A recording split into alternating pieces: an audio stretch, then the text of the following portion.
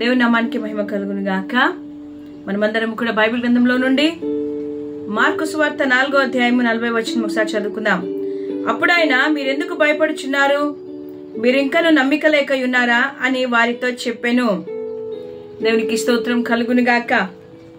నా ప్రియమైన దేవుని బిడ్డలారా, ఈ ఉదయకాలమున మరి యేసుక్రీస్తు ప్రభువు ఆయన తన శిష్యులతో మాట్లాడిన మాటలను మనము ధ్యానం చేసుకుంటూ ఉన్నాం. ఈరోజు శిష్యులతో అడిగిన ప్రశ్ననే ఆయన మనతో కూడా అడుగుతుంటున్నారు. మీరెందుకు భయపడుచున్నారు?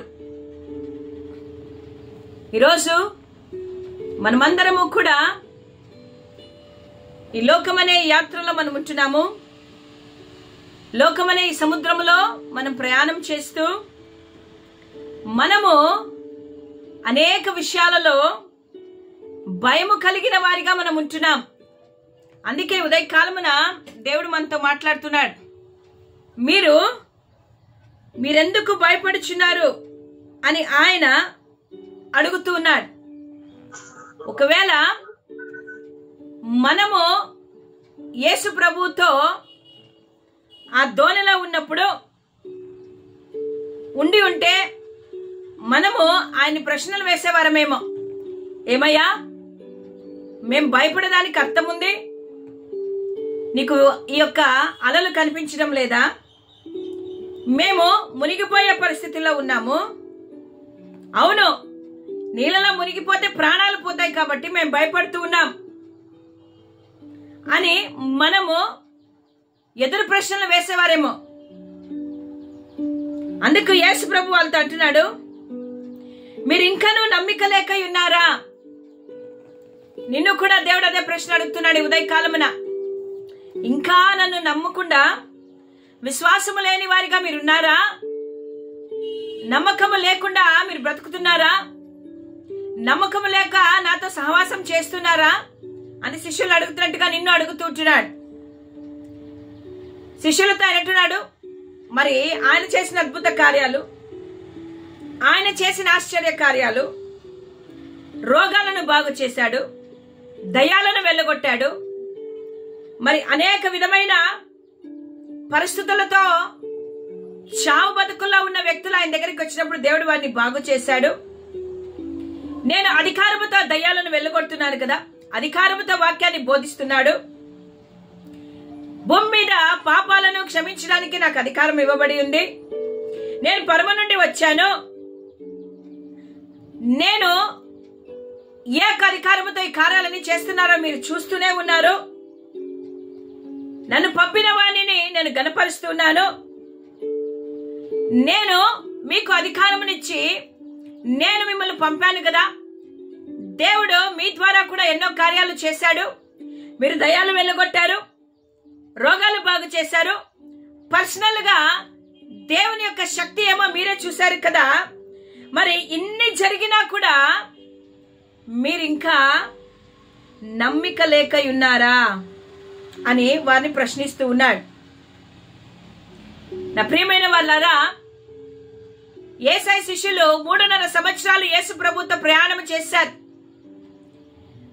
యేసయ్య చేసిన ప్రతి అద్భుతమును వారు చూడగలిగారు. యేసయ్య చేసే ప్రతి కార్యాన్ని వారు చూడగలిగారు. వారే పర్సనల్ విట్నెస్, సాక్షులు. వారితో ఎవరున్నారంటే ఇమ్మానుయేలు, దేవుడు వారితో కూడా ఉన్నాడు.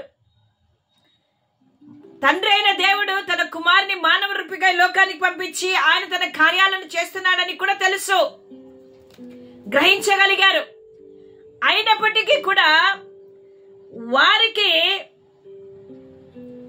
ప్రాబ్లం వచ్చినప్పుడు, ఆ దోణిలో వారు ఉన్నప్పుడు, తుఫాన్ వచ్చినప్పుడు అవిశ్వాసుల వలె మాతో కూడా యేసయ్య ఉన్నాడని మర్చిపోయి వారు అవిశ్వాసుల వలె ప్రవర్తిస్తూ వారు బాధపడుతున్నారు.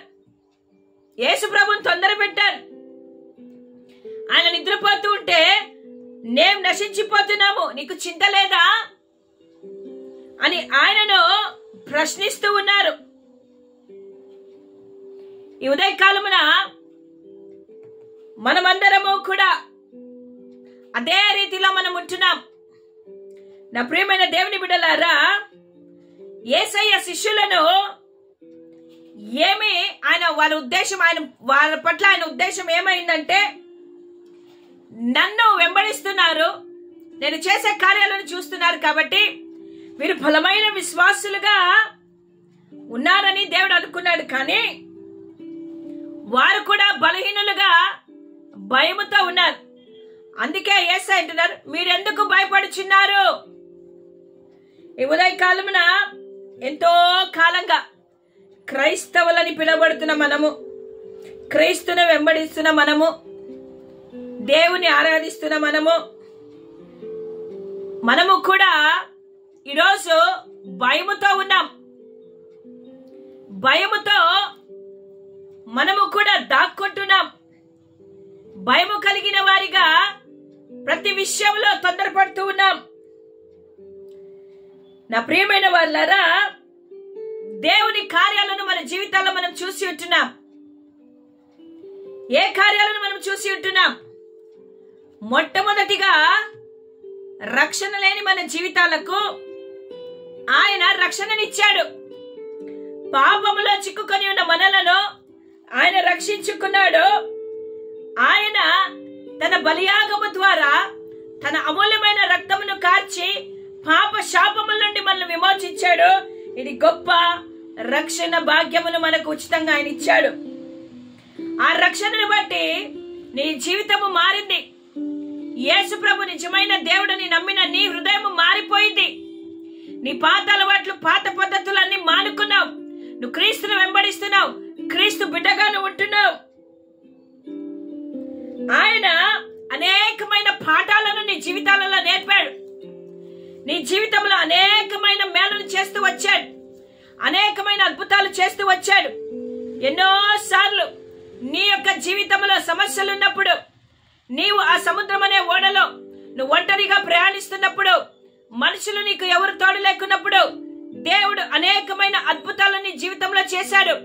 నిన్ను రక్షించాడు, నిన్ను కాపాడాడు, నిన్ను పోషించాడు, మరణ పడకలో నుండి బయటికి తీసుకుని వచ్చాడు. వ్యాధులతో ఉన్న నిన్ను స్వస్థపరిచాడు. అసమాధానం గుంటున్న నీ జీవితంలో సమాధానమునిచ్చాడు. ఆరోగ్యం లేని నీ జీవితంలో ఆరోగ్యమును కలుగజేశాడు. కృంగిపోయిన నిన్ను లేవనెత్తాడు. దిగులుగా ఉన్న నిన్ను ధైర్యపరిచాడు, ఓదార్చాడు. ఎన్నో కార్యాలను ఆయన నీకు చేసి చూపించాడు. నీవు వాక్యము చదువుతూ, ఆయనతో సహవాసము చేస్తూ, ఆయన ఏమై ఉన్నాడో నువ్వు రుచి చూచి తెలుసుకున్నావు. ఆయన మంచివాడని నువ్వు తెలుసుకుని ఉన్నావు. అయినప్పటికీ కూడా నువ్వు చాలా సార్లు అనేకులతో దేవుడు మంచివాడు, నీ జీవితంలో దేవుడు ఏ కార్యాలు చేశాడో నువ్వు పంచుకున్నావు. ఎన్నో అనుభవాలు నీకున్నాయి. వ్యక్తిగతంగా నువ్వు అప్పుల్లో ఉన్నప్పుడు, నీకు చదువు రాకున్నప్పుడు, నీకు ఉద్యోగం లేకున్నప్పుడు, నీకు వ్యాపారం లేకున్నప్పుడు, నువ్వు సమస్యల్లో ఉన్నప్పుడు దేవుడు నీ వ్యక్తిగత జీవితంలో ఎన్నో అద్భుతాలు చేశాడు. ఎన్నో సాక్ష్యాలను పంచుకున్నావు. అయినప్పటికీ కూడా శిష్యుల వలె నువ్వు కూడా విశ్వాసము లేని బిడ్డగా నువ్వు ఉన్నావేమో. దేవుడు చేసిన వాటిని నువ్వు మరచిపోయి ఆయన నమ్మలేక నువ్వు కూడా అవిశ్వాసి వలె భయముతో నువ్వు నిండుకొని ఉన్నావేమో. ఈ ఉదయకాలంలో దేవుడు నీతోనే మాట్లాడుతున్నాడు. మీరు ఇంకా నువ్వు నమ్మకం లేక ఉన్నారా? నీ ముందున్న సమస్యను చూసి నువ్వు భయపడుతుంది ఇంతే, ఇక నేను దీన్ని దాటలేను అని నువ్వు నమ్మిక లేక దేవుని యందు ఉన్నావా? నీ జీవితంలో చేసిన మేలను మర్చిపోయావా? అద్భుతాలను మర్చిపోయావా? నా ప్రియమైన వాళ్ళరా, విశ్వాసము కలిగిన బిడ్డలుగా మనలను భద్రతగా, ప్రేమగా సంరక్షిస్తూ, కాపాడుతూ నడిపిస్తున్న దేవుని యందు మనం నమ్మిక ఇచ్చాలి. ఈ అశాశ్వతమైన లోకములో ప్రతి మనిషిని మనము నమ్ముతున్నాం. మనకు సహాయము చేయరు, మనల్ని ఆదుకోరు, మనకు తోడుగా ఉండరు, మనల్ని నడిపించరు. అయినా అటువంటి మనుషులను మనము నమ్ముతున్నాము. కానీ నీ కొరకు తన ప్రాణమును పెట్టి నిన్ను మరణము నుండి జీవములోనికి దాటింప చేసిన దేవుణ్ణి, నరకము నుండి నిన్ను తప్పించిన దేవుణ్ణి, ఎన్నో అద్భుతాలు నీ జీవితంలో చేసిన దేవుణ్ణి నువ్వు మరచి ఆయనను విశ్వాసం ఉంచక నువ్వు ఆయనకు దూరస్తులుగా ఉంటున్నావు, భయముతో నిండుకొని ఉంటున్నావు. నా ప్రియమైన వాళ్ళారా, నువ్వు ఎంత దూరము పోయినా, ఎన్ని పరిస్థితులు వచ్చినా, వాటన్నిటిలో నుండి నిన్ను రక్షించువాడు, కాపాడువాడు దేవుడక్కడే. 3.5 సంవత్సరాలు ఆయనతో పాటు ఉన్న శిష్యులే ఆయన నమ్మలేకపోయారంటే ఇక మనం ఏ పాటి వారం? వారు అన్ని అద్భుతాలు అనొచ్చు, మేము ఆ అద్భుతాలు మా కళ్ళారా చూడలేదే, మేము వేసుకోలేమే. ఎందుకు? నీ జీవితంలో, నీ చుట్టూన్న వారి జీవితంలో దేవుడు చేయడం లేదా? నువ్వు సాక్షి కాదా? దేవుడు నీకు అధికారాన్ని ఇచ్చాడు కదా, దేవుడు నిన్ను వాడుకోవాలని ఆశపడుతున్నాడు కదా, దేవుడు నీ జీవితంలో అద్భుతాలను చేసి నీ యొక్క కుటుంబమును బట్టి దేవుడు మహిమపరచబడాలని ఆశపడుతున్నాడు కదా. నా ప్రియమైన వాళ్ళారా, నీవు దేవుని వాక్యానుసారంగా దేవుని వాక్యాన్ని చదివినప్పుడు నీలో విశ్వాసము పెరుగుతుంది. ఎవరో ఆ వాక్యము? యేసయ్యే. ఆది యందు వాక్యము ఉండెను, వాక్యము దేవుని యొద్ద ఉండెను, వాక్యమే దేవుడై ఉండెను. ఆ వాక్యమైన దేవుని నువ్వు గట్టిగా పట్టుకున్నట్టయితే, ఆ వాక్యమైన దేవుని మీద నువ్వు ఆధారపడినట్టయితే, ఆ వాక్యమైన మన్నాను నువ్వు రోజు భుజించినట్టయితే, ఆ వాక్యమైన దేవునితో నువ్వు సహవాసం కలిగి ఉన్నట్టయితే, అనుదినము నీ యొక్క విశ్వాసము పెరుగుతుంది. హల్లెలూయా. ఏ రీతిగా మన పిల్లలు ఎదగాలని ఆశపడతామో, పెరగాలని ఆశపడతామో, ఆత్మీయమైన జీవితంలో కూడా వాక్యము ద్వారా మనము ఎదగాలనే దేవుని యొక్క కోరిక. ఈరోజు ఆ వాక్యమైన దేవుని నిర్లక్ష్యం చేస్తున్నావు. నువ్వు ఆయన వాక్యమును వినటం వలన విశ్వాసము నీకు కలుగుతుంది. ఆ వాక్యాన్ని ఎంతవరకు నువ్వు ధ్యానిస్తూ ఉంటున్నావు? ఆ వాక్యాన్ని ఎంతవరకు నువ్వు నమ్ముతున్నావు? ఊరికే అలవాటు ప్రకారంగా వాక్యాన్ని చదివితే ప్రయోజనం లేదు. నువ్వు నమ్మి చదవాలి. ఎందుకంటే ఇమ్మానుయేలు దేవుడు, తోడుగా ఉండే దేవుడు నీతో కూడా ఉండాలని ఆశపడుతూ ఉంటున్నాను. హల్లెలూయా. నా ప్రియమైన దేవుని బిడ్డలారా, క్రైస్తత్వం అనగా దేవుడితో సహవాసము కలిగి ఉండాలి, క్రీస్తుని ఎరిగి ఉండాలి, క్రీస్తుతో ఐక్యంగా మనం బ్రతకాలి. అది క్రైస్తవ్యం. ఆదివారం బైబిల్ పట్టుకొని చర్చికి రావడము, ఇంటి ప్రార్థన కూటాలకి రావడము, కానుకలు వేయడము కాదు. నీ దేవుడు ఏమైనాడో నువ్వు తెలుసుకొని విశ్వాసము కలిగిన బిడ్డగా ఆయన పక్షాన ఆయనతో నువ్వు నడవాలి. నీ జీవితంలో అన్ని శూన్యమే, నీలో ఏది కూడా మరి పాజిటివ్ గా కనబడడం లేదు. అయినప్పటికీ నువ్వు నమ్మాలి. శిష్యులు ఆ యొక్క పడవలో ప్రయాణం చేస్తూ ఉన్నారు. చుట్టూ భయంకరమైన పరిస్థితి, అలలు, గాలి, తుఫాను. కానీ వాటిని అన్నిటినీ గద్దించగలిగిన దేవుడు వారితో ఉన్నాడని వారు మర్చిపోయారు. ఈరోజు నీ సమస్యలన్నీ పారదోలే యేసయ్య నీతో ఉన్నాడని నువ్వు మర్చిపోయినట్టయితే, ఉదయ కాలమున దేవుడు నీకు జ్ఞాపకం చేస్తున్నాడు. పరిశుద్ధాత్మ దేవుడు, ఇదిగో ఇమ్మానుయేలు దేవుడైన దేవుడు నేను నీకు తోడుగా ఉన్నాను. మీరెందుకు భయపడుతున్నారు? నమ్మిక మాత్రం ఉంచండి, నమ్మిక మాత్రం ఉంచండి. ఈరోజు నువ్వు నమ్మాలి. నీ సిచ్యువేషన్ చాలా బ్యాడ్ గా ఉంది, అయినా నువ్వు నమ్మాలి. నా దేవుడు నాతో ఉన్నాడు, నా దేవుడు కార్యమును చేస్తాడని.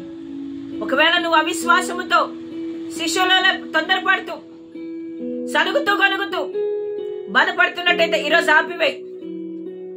దేవుడు నీ జీవితంలో ఎన్నో అద్భుతాలు చేశాడు, వాటిని జ్ఞాపకం చేసుకో. ఒక్కసారి ఆయన వైపు చూడు. సమస్తాన్ని ఆధీనంలో ఉంచుకున్న దేవుని మనం కలిగి ఉంటున్నాం. సమస్తాన్ని శాసించగలిగిన దేవుడు మన పక్షాన ఉన్నాడు. ఆకాశము భూమి ఆయనది. ఆయన గాలిని, తుఫానును ఇమ్మలింప చేయగలిగిన దేవుడు. నీ జీవితంలో ఎటువంటి సమస్యలు, ఎటువంటి ఇరుకులు, ఇబ్బందులు, వేదన, శోధన, ఎటువంటి అలలు లేచినా వాటిని గద్దించగలిగిన సత్తా ఎవరికైనా ఉందంటే అది యేసుకొక్కనికే. ఈరోజు ఆ దేవుడు నీతో ఉన్నాడు. కాబట్టి అధైర్యపడకుండా, దిగులు పడకుండా దేవుని వైపు చూడు. ఎంతో మంది ఎన్నో నిందలు వేయచ్చు, అవమానాలు కలగచ్చు, సమస్యల ముందు నిలబడచ్చు. కానీ ఒకటే మనం చేయాల్సిందే, యేసును మాత్రమే మనం చూడాలి. కొందరు గుర్రములు బట్టి, రథముల బట్టి అతిశయిస్తారు. నేనైతే నా యేసు నామమును అతిశయిస్తాను, ఆయన మాత్రమే నమ్ముతాను. అందుకే దేవుని వాక్యం ఉంటుంది, మనుషుల నమ్మటకంటే, రాజుల నమ్మటకంటే యెహోవాను ఆశ్రయించటం మేలు. ఆయన నమ్ము. నీ డబ్బు నమ్మద్దు, నీ వ్యాపారాన్ని నమ్మద్దు, నీ ఉద్యోగాన్ని నమ్మద్దు, నీ బంధువులు నమ్మద్దు, నీ స్నేహితుల్ని నమ్మద్దు, నీ ఆస్తిపాస్తులు నమ్మద్దు. కేవలము యేసుని యందు విశ్వాసం ఉంచు. ఆయన నీ జీవితంలో గొప్ప కార్యాలను చేస్తాడు. హల్లెలూయా. కాబట్టి శిష్యులు కూడా అధైర్యపడకుండా ధైర్యంతో ఉందాం. ఏది జరిగినా నా దేవుడు ఉన్నాడులే అనే నమ్మకము కలిగిన వారిగా మనం ఉన్నట్టయితే దేవుడు మన జీవితాల్లో కార్యాలు చేస్తాడు. హల్లెలూయా. మనం చూస్తాము కదా, ఆయన ఏం చేస్తాడు? ఆ గాలిని తుఫానును గద్దించాడు. అప్పుడు వారు ఏమన్నారు? గాలియు సముద్రమును ఈయనకు లోబడి చిన్నవని ఒకరితో ఒకడు చెప్పుకొనిరే. భయపడిపోయారు వాళ్ళు. ఇప్పుడేమంటున్నారు? అమ్మా, గాలి తుఫానులు కూడా ఈయన మాట వింటున్నారంటే ఈయన ఎంత గొప్పవాడు. అటువంటి దేవుని మనం కలిగి ఉన్నామని మరొక్కసారి పరిశుద్ధాత్మ దేవుడు మనల్ని హెచ్చరిస్తూ ఉన్నాడు, ధైర్యపరుస్తూ ఉన్నాడు. మన అధైర్యాన్ని పోగొట్టుకుందాం, విశ్వాసము కలిగి దేవుని వైపు మనం చూద్దాం. దేవుడి మాటలు మనం వినికిడిలో దీవించి ఆశీర్వదించును గాక. ఆమేన్. మనమందరము కూడా కళ్ళు మూసుకున్నట్టయితే జీవము కలిగిన దేవుని వైపు చూద్దామా? పరిశుద్ధుడైన దేవానికి స్తోత్రాలు. నైనా, శిష్యులతో మీరు మాట్లాడినట్టుగా మాతో ఈరోజు మాట్లాడుతూ ఉంటున్నారు. మీరెందుకు భయపడుచున్నారు? మీరు ఇంకనూ నమ్మలేక ఉన్నారా అని మమ్మల్ని ప్రశ్నిస్తూ ఉంటున్నారు. మమ్మల్ని క్షమించండి నైనా. మేము తండ్రి నీ వైపు చూసే బిడ్డలుగా, నీ యందు విశ్వాసం ఉంచే బిడ్డలుగా మేము ఉండుటకు మాకు సహాయం చేయి. మేము ఎదుర్కొంటున్న ప్రతి శోధనను, వేదనను తండ్రి నాయనా, వాటిని తప్పించి వాటిలో మాకు జయమును నైనా, ఇదిగో విజయమును మాకు దయచేయండి. మాతో ఉన్నవాడు ఇమ్మానుయేలు దేవుడని మేము గుర్తెరిగి మేము అడుగులు ముందు వేయడానికి మాకు సహాయం చేయండి. మమ్మల్ని ధైర్యపరచండి, మమ్మల్ని ఆదరించి బలపరచమని ఈ ఉదయకాలం వేడుకొచ్చున్నాను. పరిశుద్ధాత్మ దేవుడా, ప్రతి ఒక్క బిడ్డను మీరు దర్శించండి, దీవించండి, ఆస్వాదించమని నీ నామం మహిమపరిచే బిడ్డలుగా మేము ఉంటకు సహాయం చేయమని వేడుకొచ్చున్నాము తండ్రి. ఆమేన్.